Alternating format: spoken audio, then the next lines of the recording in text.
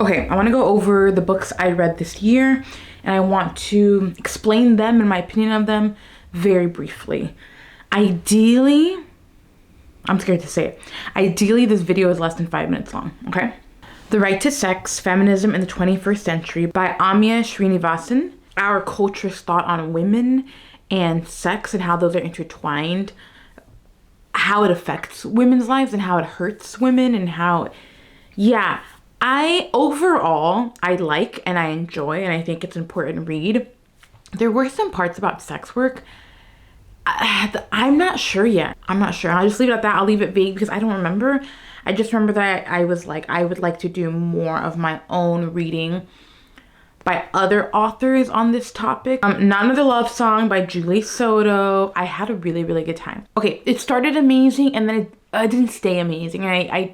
Is that a problem with the book? Is that a problem with my expectations of what a book should be? I don't know. But overall, really, really great. One of my favorite romance reading experiences of the year where I was just like kicking my feet and I like called off. I had a weightlifting session that day and I called it off because I needed to keep reading. It's about a cellist and a violinist who are rivals because they're competing for something. The violinist, he really falls for her ability to switch between the cello and the violin so easily because she's that girl. She's a musician. Dragonfly and Amber, it's like French opulence without saying too much because the series, in this one they're in France and they're living that rich lifestyle, glamorous. I'm sure it was good. I don't remember. These books are so long. I don't know what happens in them. Oh, Bone, Out from Boneville, the first one. It's about, I don't remember his name, the main character, Bone guy. He and his two other friends, I think one of them's his cousin, maybe they're both his cousin. No, I think one of them, I don't remember. They leave Boneville because one of them got like ran out because he's like a greedy guy. Yeah, it's them figuring out what do we do now? You've been banished and we went with you. It was cute, I like it. I want to read the other ones. Quicksilver by Callie Hart, about a woman who ends up in the world of fairies and she meets the fairy prince king. I don't remember the details. And she's trying to get back to her human realm. But I think she has like an ability that they're like, oh, we need this ability. So if you want us to help you go back, then you need to help us by using your ability. And they fall in love or whatever. It was good. Just for the Summer by Abby Jimenez. I remember enjoying it while I read it. And then it's one of those books where like, while you're reading it, you're like, good enough. Like I'll keep reading. And then immediately it's made no impact on my life and I forgot about it. It's about a woman and a man who they feel cursed because whoever they date, once they break up, whoever they just dated, then goes on to date their future like soulmate, their spouse, their forever partner. And they're both experiencing this. So they go, oh, we should date each other so that when we break up, it's sort of like the curse will mean that we will get to find our future forever person. And it's a romance novel, so it won't be a spoiler to tell you they end up together. Yeah, it was fine. A Sorceress Comes to Call by T. Kingfisher. It's my first T. Kingfisher, my only T. Kingfisher. I liked it. It's about oh my god, trying to like rapid fire remember what these are about. And don't let that say too much about the quality of books because I have memory issues, so just know these books could be amazing and I could still forget all the details. It's about a woman a young girl who has a mother, like a bad mom who's a sorceress, and she wants them to be rich, and so she makes this plan to kind of trick a rich old guy into marrying her, and also trying to kind of marry off her daughter too, but through trickery and sorcery. And the young daughter is not in agreement with this, and she likes the new family that they're going to be tricking. And so it's her trying to stop that from happening. It was good. I really enjoyed it. I read Fourth Wing by Rebecca Yarros. I really liked it. You don't need me to tell you what it's about. I mean, it's like one of the most popular books. Iron Flame, the second one, I liked it. I liked it a lot, surprisingly, because I heard a lot of people were like, I hate this one. And because I went in with that expectation, I was delighted that I did not hate it. The Bodyguard by Catherine Senner. That was another good one. That was another good romance reading experience where I was just like, I couldn't stop smiling. It's about a woman who's a bodyguard, and she's petite and she's small, so people don't assume that she's a bodyguard. But that's part of it. You don't assume. And so you don't realize what she's capable of. Anyways, she has to bodyguard this like famous man, an actor, and they end up falling in love. Good Inside, A Guide to Becoming the Parent You Want to Be by Becky Kennedy. It is a parenting book, although I argue that it's good for people to read even if they are not a parent to children themselves, because I think it's more just about being in relationship with others, specifically children or like young people in your life, and how to stay calm and good yourself as the adult while you try to navigate them through the experience that is being alive and being human, and having to just deal with being young and having no autonomy, being frustrated and having feelings too big for your body. And is this shaking? And I found a lot of not even use. I found a lot of good from it. Oh my god, there's no way I'm under the 5 minutes. I found it to be really helpful in my own life, and sort of in the ways I can even like be in a relationship with myself and the child part of myself. Finley Donovan is Killing It by El Cosimano. It is about a woman who she's an author and a mother of two. She just recently got divorced, and she's going through a hard time, obviously. Somebody overhears her and misinterprets what she's talking about and hires her as a hit woman to kill her husband. And she's like, okay. There by Tommy Orange. Oh my gosh, it's told through a lot of different people's perspectives. It's one of those books that really like switches from person to person, and you never go back to, is that true? I was gonna say you never go back to any perspective. I don't think that's true. But you really spend time getting to know different people. And it's about the Native American experiences living in the Bay Area and like Northern California, to living on Alcatraz, and also living as a mother, as a son, as a nephew, as someone who's mixed race. And it's all leading up to the Great Oakland Powwow, I believe it was called.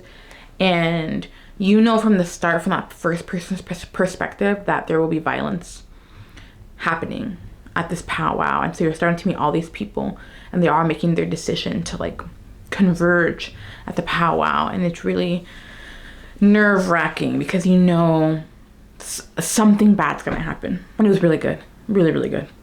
Serving Herself, The Life and Times of Althea Gibson by Ashley Brown. We're learning about Althea Gibson, who was a trailblazer truly for not even Black women, just Black athletes in sport. She was the first Black person to, I can't remember if it was go to the US Open or win the US Open, one of those like big tennis opens, I guess they're called. But it, unfortunately for her, like, she predated when women in sports was really kind of like taking over and finally like accepted. And I say unfortunately because it was really sad thinking about, my gosh, she put so much hard work into her career as an athlete. And I say career loosely, because career as in like she did it, that was her livelihood, or that was her life, but not her livelihood. Like, she was barely getting paid. I don't think I love biographies, but I really, really liked learning about Althea Gibson. And I think more people should know about her. I didn't know about her prior to reading. Men Who Hate Women by Laura Bates. Ooh, that one was a hard read. Like, I would get emotional. It's about men who hate women.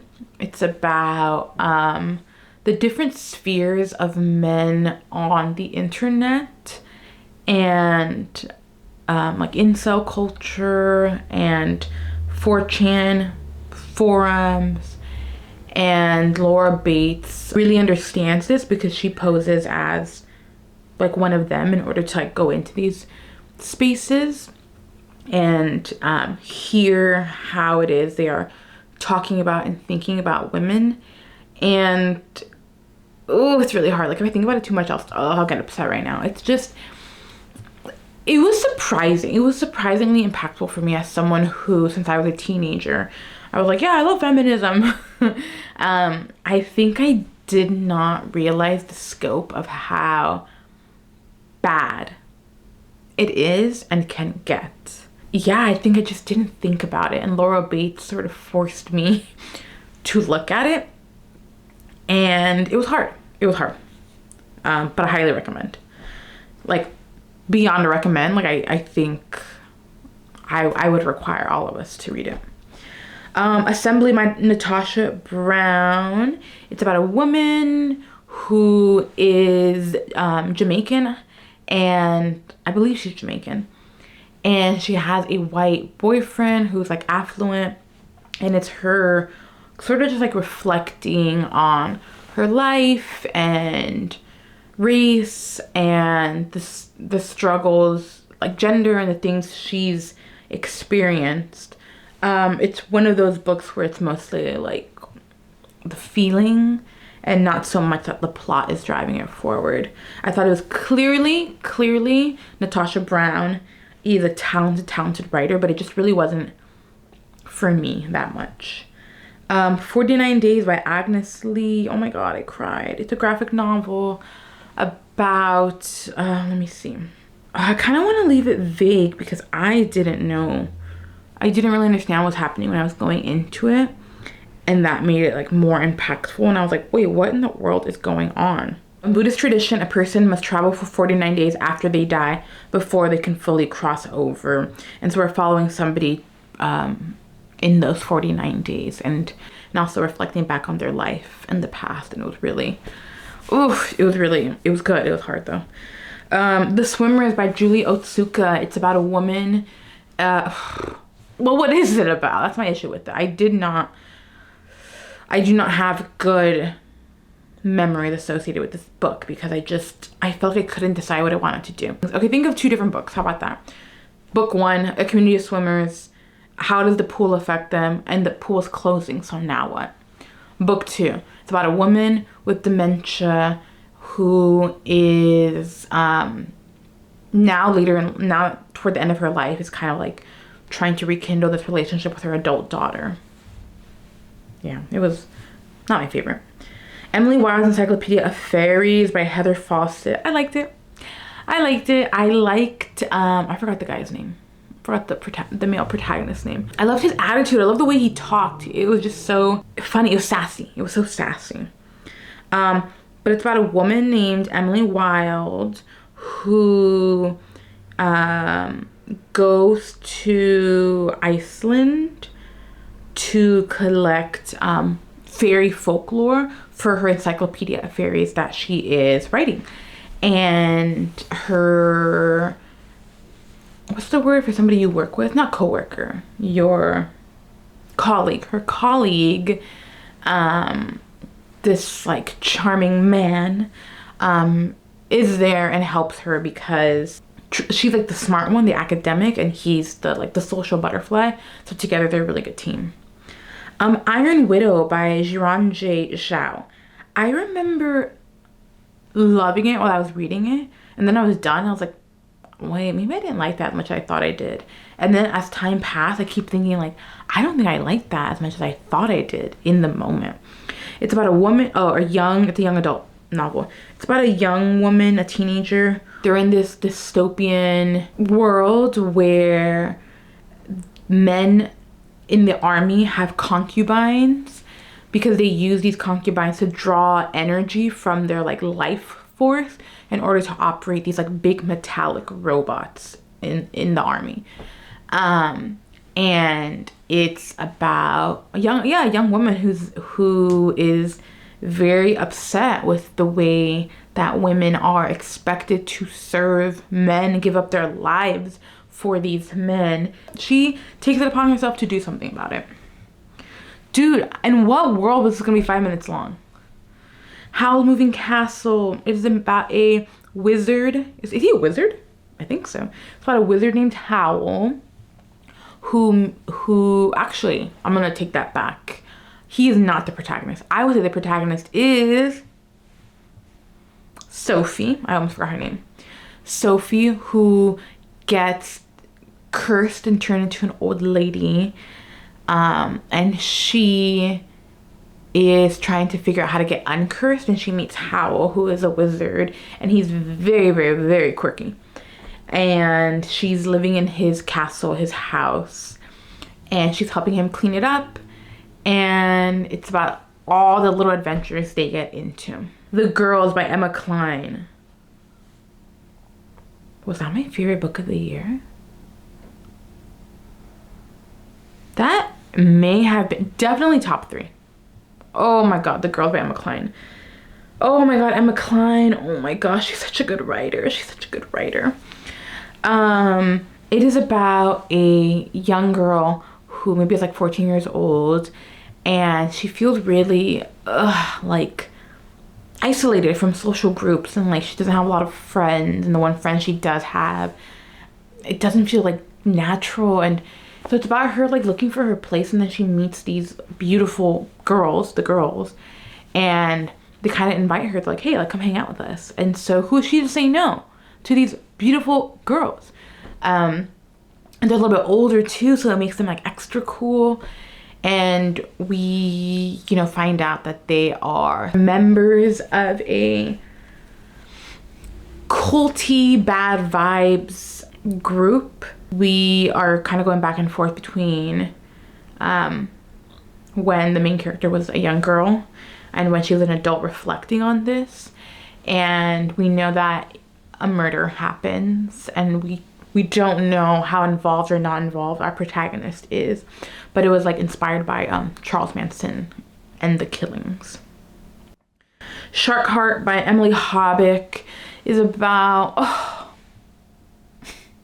I could actually cry thinking about this, which is kind of crazy because in the moment I was like not super satisfied with it. And I think that still holds up. It's like another book where I'm like, the first half and the second half, it's like 2 different books. I don't know what's happening. And I will happily ignore the second half in my memories because the first half was so perfect. And there's a spot where it could have ended and it would have been perfect, the perfect book. But it's about a couple, a man and a woman. I think their names are Ren, and the woman was Ren. The man was, I don't remember. It's about how he gets diagnosed with a disease. Like, it makes sense in the world, and it's that he's slowly turning into a shark. And they had just, oh my god.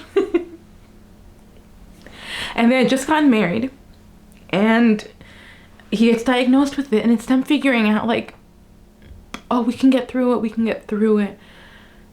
But it's like, how are you gonna get through it? He's turning into a shark and he's gonna have to go live in the ocean. Like, there is an end date. And it's really beautiful. Wow, I didn't even know I liked it like that until I'm crying right now. And then the second half, who cares? Honestly, who cares? The House of My Mother by Sherry Frankie. Sherry Frankie is a daughter of like an infamous vlogging family. The viral 8 Passengers family vlog. Oh, just the horrors of family vlogs. Like, if you want to know how and why family vlogs can be dangerous, I would recommend this. Girl on Girl, How Pop Culture Turned a Generation of Women Against Themselves by Sophie Gilbert. I'm not gonna lie, I enjoyed it while I was reading it, but I kind of forgot everything about this. It was looking at just pop culture through a feminist lens. Yeah, I just remember really liking the parts, if there was ever like Britney Spears, Lindsay Lohan, Kim Kardashian, like, you know, I grew up with that, so I really liked reading about it through this like sociology lens. But kind of forgettable. But maybe I remember reading it, I had COVID and I was sick, so maybe it just wasn't the right reading experience. I would be willing to go back to it and try again. Rose in Chains by Julie Soto. I did not know this was Hermione Draco fan fiction when I read it. Now I do, so we're just gonna ignore it. Voyager, the Third Outlander by Diana Gabaldon. Oh, this is where I really started going like, Diana, you did not have to write that. You are an author making things up. You did not have to include that. I'm really committed to the world she's built, and I love Claire. Well, I mean, not love, but I'm really attached to Claire and Jamie, and as a result, I'm gonna keep reading the Outlander series. But Diana is pissing me off. She's just writing situations like, girl, I just don't like the way I don't want to say she villainizes queer characters. Like, I don't think villainizing is the right word, but she uses characters' queerness as a vehicle to make her main characters, Claire and Jamie, like, oh, I don't know. I can't explain it too much without, like, this is the third in a series, but the queerness part, I feel weird about. Like, again, this was written, like, you know, I understand it was written in a different time of, like, maybe 30 years ago. 1993, she wrote it. Okay, fine. But then there's a lot of violence and sexual violence. And I think sometimes it's too much. It doesn't make sense anymore. It's like, Dead in Long Beach, California by Vanita Blackburn. It is about a woman who stumbles onto her brother's dead body in his apartment in Long Beach, California. And as part of her like grieving process, she takes his phone and she pretends to be him, and she replies to her niece, his daughter, and she goes onto Instagram and DMs like friends he hasn't talked to in so long, and she's just pretending to be him. Crazy. I liked it, but whoa. But I liked it. I thought it was really, really good. Pond by Claire Louise Bennett. Oh, Pond. Me and Pond. We had It took me so many months to read it, and it's the shortest book you've ever seen in your life. And I hated it, I loved it, I hated it, I loved it. I still feel both, and I have a complicated but truly intimate relationship with that book. Like, yeah, I mean, I wouldn't not recommend it. Why not, you know? What's it about? That's the problem. What is it about? It's another one where it's a woman and her thoughts, and she's observing the world, and it's quiet and not much happens, but she thinks a lot, and she reflects and she muses. Things Fall Apart by Chinua Achebe. It's a classic, and it's about, when was it written? 1958, yeah. About a man named Okonkwo who is this really strong warrior, and is so desperate with being perceived as strong and masculine. And it's about how that affects him, and also we see his life in Igbo start to colonialism starts to creep in, and we see that affecting not just him but everyone. I think about it a lot. I mean, I only read it I read it a month ago, so it makes sense that I still think about it a lot, but it was really good. I really recommend Problematic Summer Romance by Eiley Hazelwood. I kind of forgot about it. I remember really, really liking it while I read it. And I know the whole point of it is the age gap romance, but I'm not into that. And so I think I just kind of ignored that part in my head, even though that's what it's about. about, so they kept bringing that up. I was just like, it was good. I mean, was that Allie? Yeah, Allie Hazelwood. She can do no wrong, really. Like, if you like one of them, you like them all. And then the most recent book that I completed that I am kind of obsessed with, like, The Favorites by Lane Fargo. Oh my God, if you're gonna read it, listen to it. And it's about ice dancers, I think that's what it's called.